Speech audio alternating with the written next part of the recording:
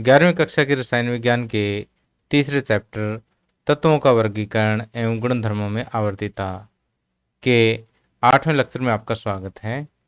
इस लेक्चर का मुख्य टॉपिक है इलेक्ट्रॉन लब्ध एंथैल्पी या इलेक्ट्रॉन गेन एंथैल्पी। इस लेक्चर में सबसे पहले मैं आपको ये बताऊंगा कि इलेक्ट्रॉन लब्ध एंथैल्पी क्या होती है। उसके बाद देखिए कि इलेक्ट्रॉन लब्ध एंथैल्पी जो है वो कौन कौन से फैक्टर्स पे डिपेंड करती है, यानी इलेक्ट्रॉन लब्धि को प्रभावित करने वाले कौन कौन से कारक हैं।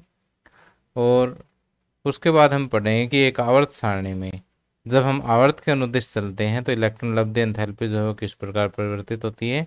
और इसी तरह से आवर्त सारणी में अगर हम एक वर्ग के अनुदिश नीचे की ओर चले तो इलेक्ट्रॉन लब्धि एंथैल्पी जो है वो किस तरह से परिवर्तित होती है। और लास्ट में जो है हम एग्जामिनेशन पॉइंट ऑफ व्यू से जो बहुत ही इंपॉर्टेंट क्वेश्चंस है और जो इलेक्ट्रॉन लब्ध एंथैल्पी पर आधारित है उनको हम सोल्व करेंगे। तो आइए शुरुआत करते हैं। आइए सबसे पहले मैं आपको इलेक्ट्रॉन लब्ध एंथैल्पी या इलेक्ट्रॉन गेन एंथैल्पी क्या होती है समझाता हूँ। कि मान लेते हैं कि हमारे पास ये कोई भी एक आइसोलेटेड गैसियस एटम है, कि एक गैसीय परमाणु है। परमाणु आपको पता है कि उदासीन ही होता है। जब ये एक इलेक्ट्रॉन लेता है तो इलेक्ट्रॉन लेगा तो किस में चेंज होगा, ऋण आयन में चेंज होगा। तो इस पूरे प्रक्रम में कुछ न कुछ ऊर्जा में परिवर्तन होता है। ये या तो ऊर्जा लेगा या ऊर्जा देगा। तो जो ऊर्जा में परिवर्तन हुआ उसे हम क्या कहते हैं, इलेक्ट्रॉन लब्धि एंथैल्पी कहते हैं। यहाँ से हम पढ़ भी सकते हैं कि जब कोई उदासीन गैसीय परमाणु इलेक्ट्रॉन ग्रहण करके ऋण आयन में परिवर्तित होता है तो इस प्रक्रम में हुए एंथैल्पी परिवर्तन को उस तत्व की इलेक्ट्रॉन लब्धि एंथैल्पी कहते हैं। और इलेक्ट्रॉन लब्धि एंथैल्पी को हम डेल्टा EgH से डिनोट करते हैं। तो डेल्टा H एंथैल्पी परिवर्तन को रिप्रेजेंट करता है। Eg का मतलब इलेक्ट्रॉन गेन है। ठीक, अब देखिए कि कुछ तत्व के परमाणु ऐसे होते हैं जो इलेक्ट्रॉन को लेना पसंद करते हैं। फॉर एग्जाम्पल फ्लोरीन है। फ्लोरीन की देखिए कि अगर हम इलेक्ट्रॉनिक कॉन्फ़िगरेशन देखें तो 1s2 2s2 2p5, यानी पहले कक्ष में 2 इलेक्ट्रॉन है, दूसरे में 2 और 5 7 इलेक्ट्रॉन है। तो ये एक इलेक्ट्रॉन लेना पसंद करेगा। तो या फिर हम ये कहें कि इलेक्ट्रॉन आने वाले इलेक्ट्रॉन और नाभिक के बीच में जो आकर्षण बल है वो अधिक होगा। अब जहाँ पर आकर्षण होता है वहाँ पर ऊर्जा जो है वो विमुक्त होती है, ऊर्जा निकलती है सिस्टम में से। ठीक, तो जितना ज़्यादा प्यार होगा किसमें, इलेक्ट्रॉन और नाभिक के बीच में, जितना ज़्यादा आकर्षण होगा उतनी ही ऊर्जा निकलेगी। और हम ये कहेंगे कि डेल्टा AgH जो है उतनी ही नेगेटिव होगी। ठीक, और ये जो ऋणात्मक चिन्ह है ये यही शो करता है कि यहाँ पर आकर्षण है या नाभिक इलेक्ट्रॉन को पसंद करता है। जितना अधिक नेगेटिव होगा उतना ही इलेक्ट्रॉन को यहाँ पर पसंद किया जाएगा। ओके, उतना ही यहाँ पर आकर्षण अधिक होगा। और अगर मान लेते हैं कि ये परमाणु जो है इलेक्ट्रॉन को पसंद नहीं करता या यहाँ पर आकर्षण बल कम है तो आपको इलेक्ट्रॉन को ऊर्जा देनी पड़ेगी। जब आप बाहर से ऊर्जा देते हो इलेक्ट्रॉन को तो जो इलेक्ट्रॉन गेन एंथैल्पी जो है वो क्या लेंगे, पॉजिटिव लेंगे। ठीक, तो अब देखिए कि फ्लोरीन के केस में जब फ्लोरीन का एक परमाणु एक इलेक्ट्रॉन लेता है तो 328 किलो जूल प्रति मोल ऊर्जा जो है निकलती है। ऊर्जा, इतनी ऊर्जा निकलती है, इसका मतलब ये इलेक्ट्रॉन को बहुत पसंद करता है। ठीक, और इसकी जो इलेक्ट्रॉन गेन एंथैल्पी है वो उतनी ही नेगेटिव हो जाएगी। ठीक, तो इस हिसाब से अगर हम देखें तो जो 17वां ग्रुप है पीरियोडिक टेबल का वो इलेक्ट्रॉन लेना बहुत पसंद करता है। तो हम ये कहेंगे कि इलेक्ट्रॉन लब्धि एंथैल्पी जो है 17वें ग्रुप की सबसे अधिक होगी या सबसे अधिक ऋणात्मक होगी, इसको ऐसे भी कह सकते हैं। और इसी तरह से हम देख सकते हैं कि जैसे हीलियम है, हीलियम का परमाणु क्रमांक आपको पता है 2 होता है, तो इलेक्ट्रॉनों की संख्या भी 2 होगी। Electronic configuration 1s2। अब देखिए कि इसका पहला कक्ष पूरा है। ठीक, जब आप इसको इलेक्ट्रॉन दोगे तो ये लेना पसंद नहीं करेगा क्योंकि इसका ऑलरेडी क्या है कि सेल कंप्लीट है। ठीक, तो जैसे हम इसको इलेक्ट्रॉन देंगे तो इसको ऊर्जा देनी पड़ेगी।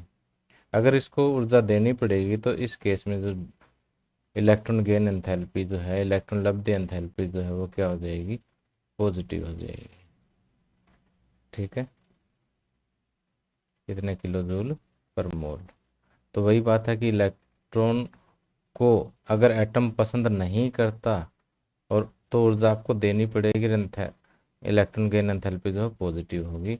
और अगर एटम इलेक्ट्रॉन को पसंद करता है, जितना ज़्यादा पसंद करेगा उतनी ही डेल्टा EgH जो है वो क्या होगी, उतनी ज़्यादा नेगेटिव होगी, जितना ज़्यादा पसंद किया जाएगा। ठीक है, तो अब देखिए कि हम बात कर रहे हैं इलेक्ट्रॉन लब्धि एंथैल्पी, इलेक्ट्रॉन गेन एंथैल्पी की। तो अगर मान लेते हैं कि कोई एटम जो है एक इलेक्ट्रॉन लेता है, न्यूट्रल एटम एक इलेक्ट्रॉन लेता है और ऋण आयन में परिवर्तित होता है, तो जो एंथैल्पी परिवर्तित होती है उसको हम फर्स्ट इलेक्ट्रॉन गेन एंथैल्पी या पहली इलेक्ट्रॉन लब्धि एंथैल्पी कहते हैं। अब देखिए कि ये जो ऋण आयन है, इसको अगर आप एक और इलेक्ट्रॉन दोगे तब भी एंथैल्पी में परिवर्तन होगा। ठीक है, और ये फिर ऋण आयन में इसका जो ऋण आवेश है वो और बढ़ जाएगा। तो इस दूसरे केस में जब एक ऋण आयन जो है एक इलेक्ट्रॉन और लेता है, तब जो एंथैल्पी में परिवर्तन होता है उसको हम क्या कहते हैं, द्वितीय इलेक्ट्रॉन लब्धि एंथैल्पी कहते हैं। द्वितीय इलेक्ट्रॉन लब्धि एंथैल्पी कहते हैं। और द्वितीय इलेक्ट्रॉन लब्धि एंथैल्पी का मान जो है वो हमेशा ही क्या होता है, धनात्मक होता है, क्योंकि जो पहले जो ऋण आयन आ गया ना आयन पे, ये दूसरा जो इलेक्ट्रॉन आएगा, इलेक्ट्रॉन पे भी ऋण आवेश होता है, ये इसको रिपेल करेगा, प्रतिकर्षण करेगा। ठीक है, आकर्षण कम हो जाएगा, आकर्षण कम हो गया या प्रतिकर्षण हो गया।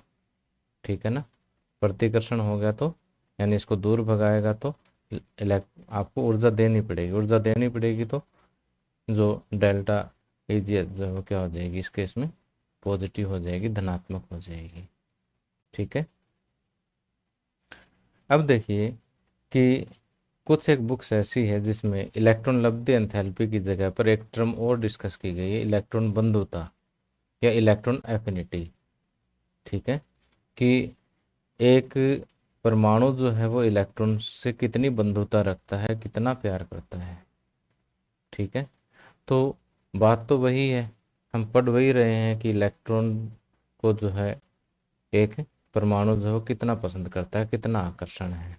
बस फर्क इतना ही है कि जहाँ पर हम इलेक्ट्रॉन लब्धि एंथैल्पी, इलेक्ट्रॉन को पसंद करना यहाँ पर नेगेटिव लेते हैं, इलेक्ट्रॉन बंधुता को हम ए से डिनोट करते हैं, इसको पॉजिटिव लेते हैं। ठीक है, बस साइन का ही फर्क है यहाँ पर। ओके, और जहाँ पर ये पॉजिटिव लेते हैं, जब पसंद नहीं किया जाता तो इलेक्ट्रॉन लब्धि एंथैल्पी पॉजिटिव ली जाती है और ये जो है नेगेटिव ली जाती है। ओके, बस साइन का ही फर्क है, बाकी इसमें जो रिलेशन है, जिस टाइम मैं इसके न्यूमेरिकल डिस्कस करवाऊंगा ना, इनके बीच में एक थोड़ा सा रिलेशन और है, वो मैं आपको बता दूंगा। फिलहाल आप इसको इतना ही समझ लें और कंफ्यूज होने की ज़रूरत इसमें नहीं है। ये जो है ऊष्मागतिकी के अकॉर्डिंग कंसेप्ट है, इसलिए एनसीईआरटी और मोस्ट ऑफ बुक्स ने जो है यही वाला कंसेप्ट अडॉप्ट कर लिया है, यही अपना लिया है। इसलिए मैं भी इलेक्ट्रॉन लब्धि एंथैल्पी जो है आपको डिस्कस करवा रहा हूँ।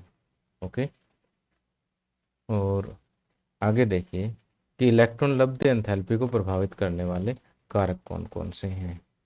तो देखिए, जितना नाभिक पर आवेश अधिक होगा उतना ही इलेक्ट्रॉन ज़्यादा पसंद किया जाएगा, सिंपल सी बात है।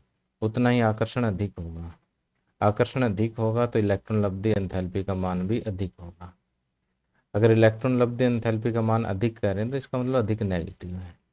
ठीक है, और जो माइनस चिन्ह है वो मैथमेटिक्स वाला तो मानेंगे नहीं, माइनस तो इस इसका जो है आकर्षण को ही दिखा रहा है। ओके, तो हम ये कहेंगे कि जैसे जैसे प्रभावी नाभिकीय आवेश बढ़ता है ना, ऐसे ऐसे इलेक्ट्रॉन लब्धि एंथैल्पी का मान जो है वो बढ़ेगा। और दूसरा कि अगर इसका आकार बढ़ गया, कि अगर आकार बढ़ने से क्या होता है कि आने वाले इलेक्ट्रॉन और नाभिक के बीच की दूरी बढ़ जाती है, दूरी बढ़ेगी तो आकर्षण कम होगा। ठीक, तो परमाणुीय आकार बढ़ेगा तो जो इलेक्ट्रॉन लब्धि एंथैल्पी है उसका मान कम हो जाएगा। अगर ये कम हुआ तो ये बढ़ जाएगा। तो हम ये कहते हैं कि इलेक्ट्रॉन लब्धि एंथैल्पी परमाणुीय आकार के व्युत्क्रमानुपाती होती है। ठीक, अब देखिए कि इस तरह से बिल्कुल सीधा हो तो ये अनुक्रमानुपाती है। आगे वाली टर्म एक बटे में आ जाती है तो इसको व्युत्क्रमानुपाती बोलते हैं। अनुक्रमानुपाती में अगर ये बढ़ता है तो ये भी बढ़ेगा, ये घटता है तो ये भी घटेगा। जबकि व्युत्क्रमानुपाती में ये बढ़ता है तो ये घटेगा और ये घटता है तो ये बढ़ेगा। अब इसी तरह से तीसरा फैक्टर आवरण प्रभाव। आवरण प्रभाव जैसे आपको पता है कि जो मल्टी इलेक्ट्रॉन एटम्स में क्या होता है कि जैसे अंदर वाले जो इलेक्ट्रॉन है वो बाहर से आने वाले आउटर मोस्ट सेल के जो इलेक्ट्रॉन है उसके बीच में जो है किसका काम करते हैं, पर्दे का काम करते हैं, एक आवरण का काम करते हैं। क्यों? क्योंकि इसको रिपेल करते हैं, क्योंकि इन पे भी नेगेटिव चार्ज होता है, इस पे भी नेगेटिव चार्ज होता है। तो जितना आवरण प्रभाव अधिक होगा उतना ही आकर्षण कम होगा। तो आवरण प्रभाव बढ़ेगा तो जो इलेक्ट्रॉन लब्धि एंथैल्पी जो है वो कम हो जाएगी। क्लियर? तो इसी तरह से जो अर्धपूर्ण और पूर्ण रूप से भरे हुए जो कक्षक है जिन तत्वों के परमाणुओं में वो ज़्यादा स्थायी होते हैं। और जहाँ स्थायित्व अधिक होगा वहाँ इलेक्ट्रॉन को पसंद नहीं किया जाएगा, क्योंकि आने वाला इलेक्ट्रॉन क्या कर देगा, उसको अस्थायी कर देगा। ठीक है, तो उस केस में जो इलेक्ट्रॉन लब्धि एंथैल्पी का मान क्या हो जाएगा, कम हो जाएगा। ठीक, और अब देखिए कि हम अब डिस्कस करते हैं कि एक आवर्त सारणी में जब हम एक आवर्त के अनुदिश जाते हैं तो इलेक्ट्रॉन लब्धि एंथैल्पी पर क्या फर्क पड़ेगा। तो देखिए अगर दूसरे आवर्त की बात करें तो lithium, beryllium, boron, carbon, nitrogen, oxygen, fluorine और यहाँ पर मैं एक नियोन और लिख लेता हूँ। तो यहाँ पर देखिए कि नाभिकीय आवेश जो है, नाभिकीय आवेश क्या है, बढ़ता जाएगा। ठीक है, नाभिकीय आवेश बढ़ेगा तो जैसे मैंने अभी आपको बताया कि नाभिकीय आवेश बढ़ने पर इलेक्ट्रॉन लब्धि एंथैल्पी का मान जो है बढ़ जाएगा। इसके अलावा लेफ्ट टू राइट जाते हैं तो साइज जो है वो भी क्या है, घटता जाता है। और जैसे साइज छोटा होगा तो जो आने वाला इलेक्ट्रॉन है उसके ज़्यादा नज़दीक चला जाएगा और इलेक्ट्रॉन लब्धि एंथैल्पी का मान जो है वो और बढ़ जाएगा।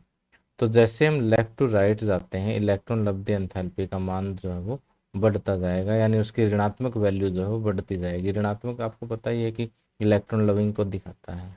ठीक है, इलेक्ट्रॉन पसंद करने को दिखाता है। तो जैसे जैसे हम लेफ्ट टू राइट जाते हैं तो हम यही कहेंगे कि इलेक्ट्रॉन लब्धि एंथैल्पी अधिक हो जाती है। तो अधिक का आपने ऑटोमेटिक समझ लेना कि अधिक नेगेटिव हो जाती है। तो देखिए यहाँ -60 है, -83 है, -121 है, -142, -328। ठीक, तो यहाँ पर देखिए मान लगातार बढ़ता जा रहा है। आप ये कहोगे सर के बीच में तो आप कुछ छोड़ गए हो। तो ये कुछ एक एक्सेप्शन है कि जैसे यहाँ पर -60 और -83, यहाँ पर माइनस का कुछ होना चाहिए था। ठीक है ना, कि माइनस कुछ 70 हो जाए, कुछ ऐसा हो जाए, लेकिन यहाँ पर ये पॉजिटिव दिखा रहा है। पॉजिटिव का मतलब प्रतिकर्षण दिखा रहा है ये। ठीक है, ये आकर्षण दिखा रहा है। देखिए इनमें तो आकर्षण बढ़ता जा रहा है लेकिन यहाँ पर आकर्षण कम हो गया एकदम से। तो ये जो चीज़ें ना एक्सेप्शन है ये यहाँ पर। इसी तरह से यहाँ पर देखिए कि -121, -142, तो ये माइनस का 130, 31 कुछ ऐसा होना चाहिए था ना, लेकिन यहाँ पर प्लस का हो गया। ये फिर प्रतिकर्षित करती है। बाकी देखिए आकर्षण बढ़ता जा रहा है लेफ्ट टू राइट, इलेक्ट्रॉन लब्धि एंथैल्पी बढ़ती जा रही है लेकिन यहाँ पर कम होती जा रही है। तो ये भी एक्सेप्शन है, ये भी अपवाद है। ये जो अपवाद होते हैं ना वो ज़्यादा इंपॉर्टेंट होते हैं। इसी तरह से आपको अगले आवर्त के अंदर भी अपवाद मिलेंगे, इन अपवादों को हम डिस्कस करेंगे। ठीक है, समझ गए बात को। और आपको अपवाद मिलेगा लास्ट में 10वें इसमें से नियोन में या नोबल गैसेज 18वें ग्रुप में भी आपका जो है अपवाद मिलेगा इसमें। तो देखिए यहाँ पर मैंने थोड़ा सा डिस्कस किया भी है कि नाइट्रोजन की इलेक्ट्रॉन लब्धि एंथैल्पी जो है पॉजिटिव है। फास्फोरस की भी जो जितनी अधिक होनी चाहिए इतनी नहीं है। इन इसका कारण यही है कि इनका जो इलेक्ट्रॉनिक कॉन्फ़िगरेशन वो एग्जैक्टली हाफ फिल्ड है। नाइट्रोजन का अगर देखो तो 1s2, 2s2, 2p(x1), 2p(y1) और 2p(z1), यानी लास्ट वाला जो 2p है उसमें एक एक इलेक्ट्रॉन है, एग्जैक्टली हाफ फील्ड है ये। ठीक, तो एग्जैक्टली हाफ फील्ड है। और जो लास्ट में नियोन वगैरह जो नोबल गैसेज उनका पूर्ण पूरित है। तो ये जो कॉन्फ़िगरेशन होती है ये काफ़ी स्टेबल कॉन्फ़िगरेशन होती है, काफ़ी स्थायी कॉन्फ़िगरेशन होती है, और ये इलेक्ट्रॉन लेना पसंद नहीं करेगी। इलेक्ट्रॉन लेना पसंद नहीं करेगी तो इतना आकर्षण नहीं होगा, ठीक है, और ऊर्जा इतनी विमुक्त नहीं होगी। ओके, इसलिए इनकी इलेक्ट्रॉन लब्धि एंथैल्पी जो है वो कम होती है। या हम ये कहें कि इनका मान जो है वो नाइट्रोजन के केस में धनात्मक होता है, इनका भी धनात्मक होता है, क्योंकि इनको इलेक्ट्रॉन देने के लिए आपको अपनी तरफ से ऊर्जा देनी पड़ेगी। यही कारण जो है इसमें जो सेकंड ग्रुप है बेरिलियम, मैग्नीशियम वगैरह इसके अंदर होती है, कैल्शियम में होती है। तो अब देखिए, क्योंकि इसमें जो एस इलेक्ट्रॉन है वो पूरा होता है, जैसे बेरिलियम का समझाता हूँ मैं। बेरिलियम में क्या होता है, 1s2 और 2s2। देखिए कि 2s इलेक्ट्रॉन पूरी तरह से भरा हुआ है इसमें, 2s कक्षक जो है पूरी तरह से भरा हुआ है। पूर्ण पूरित अगर कक्षक है तो वो इलेक्ट्रॉन लेना पसंद नहीं करेगा। तो इसको इलेक्ट्रॉन देने के लिए आपको बाहर से ऊर्जा देनी पड़ेगी। ऊर्जा अगर आपको देनी पड़ेगी तो इलेक्ट्रॉन लब्धि एंथैल्पी का मान जो है वो क्या होगा, पॉजिटिव होगा। ओके, अब ये था आवर्त के अनुदिश। आवर्त के अनुदिश अगर हम चलते हैं तो सामान्यता क्या होता है, इलेक्ट्रॉन लब्धि एंथैल्पी का मान बढ़ता जाता है, यानी अधिक ऋणात्मक होता जाता है।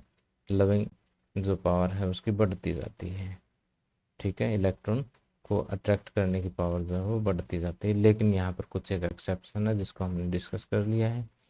और जैसे हम एक वर्ग के अनुदिश ऊपर से नीचे की ओर जाते हैं तो देखिए कि साइज बढ़ेगा।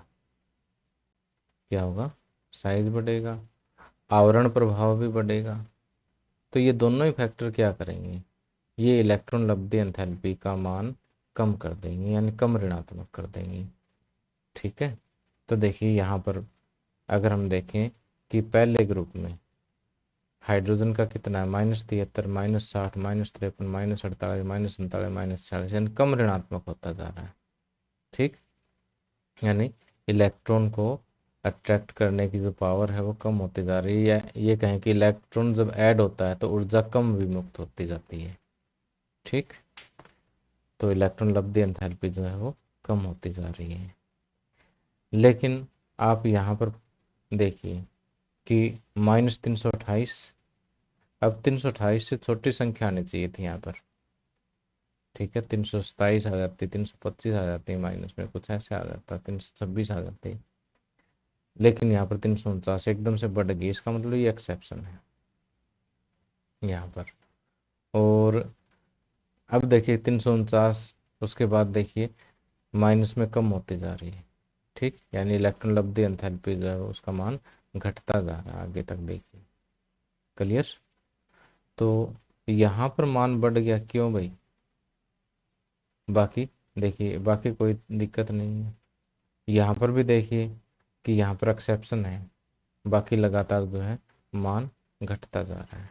ओके, तो ये एक्सेप्शन भी हम डिस्कस करेंगे कि यहाँ पर सबसे पहले तो देखिए कि नाइट्रोजन और ऑक्सीजन, ये तो अपन डिस्कस कर ही लिया था कि यहाँ पर जो नाइट्रोजन और ऑक्सीजन का है कि नाइट्रोजन की इलेक्ट्रॉन लब्धि एंथैल्पी पॉजिटिव होती है और इसकी नेगेटिव होती है। ऐसा क्यों होता है कि ऐसा होता है कि नाइट्रोजन की इलेक्ट्रॉनिक कॉन्फ़िगरेशन देखें तो एग्जैक्टली हाफ फील्ड होती है। देखिए पी के अंदर एक एक इलेक्ट्रॉन है, जबकि ऑक्सीजन में 2p(x2), 2p(y1) और 2p(z1), ये एग्जैक्टली हाफ फील्ड नहीं है।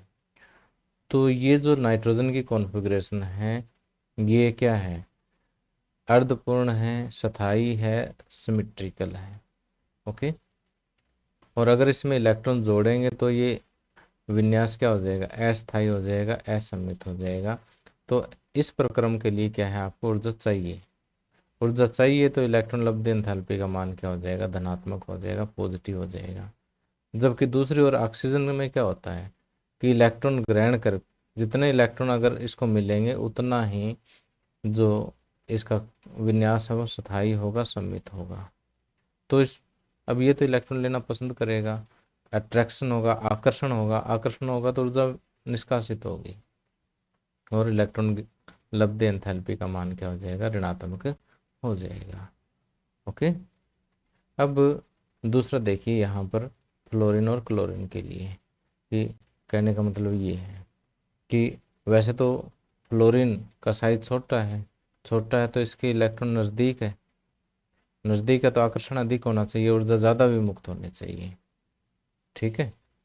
और क्लोरीन का साइज देखिए थोड़ा सा बड़ा है, साइज बड़ा हो गया तो इलेक्ट्रॉन कम आकर्षित होना चाहिए, ऊर्जा कम विमुक्त होनी चाहिए, लेकिन यहाँ पर देखिए ऊर्जा ज़्यादा विमुक्त हो रही है, यहाँ पर कम हो रही है। तो ऐसा क्यों है, यानी इलेक्ट्रॉन लब्ध एंथैल्पी अगर ट्रेंड को देखें तो इसकी ज़्यादा होनी चाहिए, इसकी कम होनी चाहिए, लेकिन हो उल्टा रहा है। इसका कारण देखते हैं। तो देखिए कि यहाँ पर मैंने ये फ्लोरीन का परमाणु लिया है, ये क्लोरीन का परमाणु लिया है। फ्लोरीन का एटॉमिक नंबर जो है वो कितना है, 9 है। क्लोरीन का कितना है, 17 है। तो अगर हम इसकी परमाणु विन्यास देखें ना, तो इलेक्ट्रॉन कितने हैं, 9। तो ये 1s2 2s2 2p5, यानी पहले कक्ष में 2 इलेक्ट्रॉन है, 2 हमने दिखा दिए। दूसरे में सेकंड में 2 और 5 7 है, तो 1 2 3 4 5 6 7 दिखा दिए।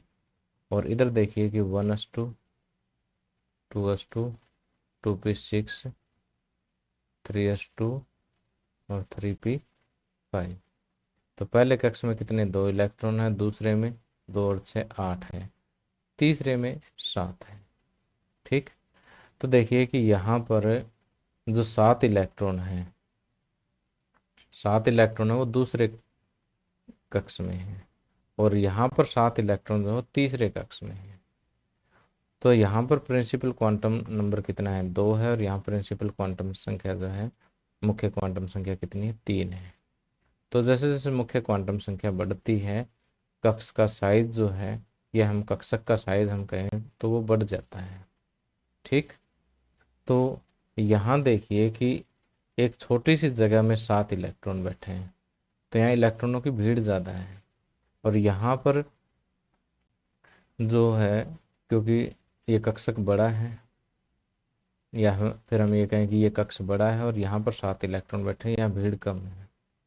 तो यहाँ भीड़ अधिक होने की वजह से अगर एक एक्स्ट्रा इलेक्ट्रॉन इसके अंदर आने की कोशिश भी करेगा, तो ये जो इन इलेक्ट्रॉनों का, जो बाहर वाले इलेक्ट्रॉनों का जो ऋण आवेश है ना, इसको प्रतिकर्षित करता है।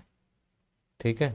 और इसी प्रतिकर्षण की वजह से जो ये आकर्षण कम हो जाएगा, नाभिक और इलेक्ट्रॉन के बीच का आकर्षण कम हो जाएगा। आकर्षण कम हो जाएगा तो ऊर्जा कम विमुक्त होगी, यानी इलेक्ट्रॉन लब्ध एंथैल्पी का मान जो है वो कम नेगेटिव होगा। ओके। जबकि यहाँ पर आने वाले इलेक्ट्रॉन को जो है, ये वाले इलेक्ट्रॉन अधिक प्रभावित नहीं करेंगे, क्योंकि खुली जगह पर बैठे हैं। ठीक है। और यहाँ पर जो आकर्षण है वो अधिक होगा, आकर्षण अधिक होगा तो ऊर्जा ज़्यादा विमुक्त होगी और इलेक्ट्रॉन लब्ध एंथैल्पी का मान अधिक हो जाएगा। तो इस टाइप से कुछ और एक्सेप्शन आपकी एक्सरसाइज में दे रखी है, उनको आप डिस्कस कर सकते हैं। अब देखिए हम इलेक्ट्रॉन लब्ध एंथैल्पी को कुछ एक अनुप्रयोग देखते हैं, कि जैसे मान लेते हैं कि कोई भी 2 एटम हम ले लेते हैं, कि सोडियम और क्लोरीन। अब जब ये आपस में आबंध बनाएंगे तो ये क्या करे, सोडियम क्या करेगा, एक इलेक्ट्रॉन छोड़ेगा और क्लोरीन एक इलेक्ट्रॉन लेगा।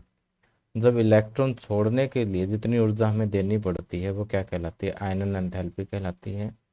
और जब इलेक्ट्रॉन लेता है तब जितनी ऊर्जा विमुक्त होती है वो इलेक्ट्रॉन लब्ध एंथैल्पी कहलाती है। तो इस तरह से इन 2 तत्वों की आयनन एंथैल्पी और इलेक्ट्रॉन लब्ध एंथैल्पी का अंतर देखते हैं।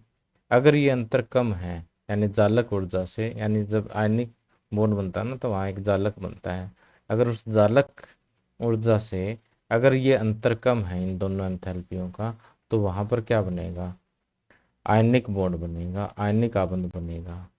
जबकि या फिर हम ये कहें कि यहाँ पर जो प्रोडक्ट बनेगा या जो यौगिक बनेगा उसकी प्रकृति क्या होगी, आयनिक होगी। और अगर ये अंतर, इन दोनों एंथैल्पियों का अंतर जो है वो अधिक होगा तो सहसंयोजक प्रकृति के जो यौगिक बनेंगे। फॉर एग्जाम्पल सोडियम क्लोराइड में अगर हम देखें तो सोडियम की आयनन एंथैल्पी कितनी है, 496 किलो जूल पर मोल, और क्लोरीन की इलेक्ट्रॉन लब्ध एंथैल्पी क्या है, 348 किलो जूल पर मोल, और ये अंतर जो है 148 किलो जूल पर मोल का ही है। तो ये अंतर जो है काफ़ी कम है और ये जालक ऊर्जा में ये अंतर जो है वो फुलफिल हो जाता है। ओके, तो यहाँ पर NaCl जो है वो विशुद्ध आयनिक पदार्थ है। जबकि अगर आप BF3 को देखोगे तो बोरोन की आयनन एंथैल्पी देखिए 6887 किलो जूल पर मोल है, जबकि 3 फ्लोरिनों की अगर हम देखें तो 984 किलो जूल पर मोल है। और ये अंतर अगर आप देखो तो काफ़ी ज़्यादा है, 5903 किलो जूल पर मोल का है। तो यहाँ पर जो है इतना अंतर है कि जालक ऊर्जा में ये अंतर पूरा नहीं हो सकता। तो BF3 जो है वो क्या होगा, एक विशुद्ध सहसंयोजक यौगिक होगा। तो आप यहाँ से इलेक्ट्रॉन लब्धि एंथैल्पी से जो है आप बंध की प्रकृति यानी जो कंबाइन होने वाले परमाणु जो है उनके बीच में कैसा आबंध होगा वो भी आप पता लगा सकते हैं कि अगर इन दोनों ऊर्जाओं का अंतर कम हुआ तो आयनिक बॉन्ड बनेगा और अंतर अधिक हुआ तो सहसंयोजी आबंध बनेगा, सहसंयोजी बॉन्ड जो है वो बनेगा। और तत्वों की अभिक्रियाशीलता की अगर हम बात करें तो जिन तत्वों की इलेक्ट्रॉन लब्ध एंथैल्पी के मान उच्च होते हैं यानी वो उतना ही अधिक इलेक्ट्रॉन लेना पसंद करेंगे और उनकी अभिक्रियाशीलता भी उतनी ही उच्च होती है। और आक्सीकारक क्षमता कि जैसे जैसे तत्वों की इलेक्ट्रॉन लब्धि का मान बढ़ता है वैसे वैसे आक्सीकारक क्षमता भी जो है वो बढ़ती जाएगी। ठीक है, तो प्यारे बच्चों इसी के साथ ही लेक्चर समाप्त होता है और मेरा लेक्चर आपको कैसा लगा मुझे कमेंट करके ज़रूर बताना। Thank you, have a nice day.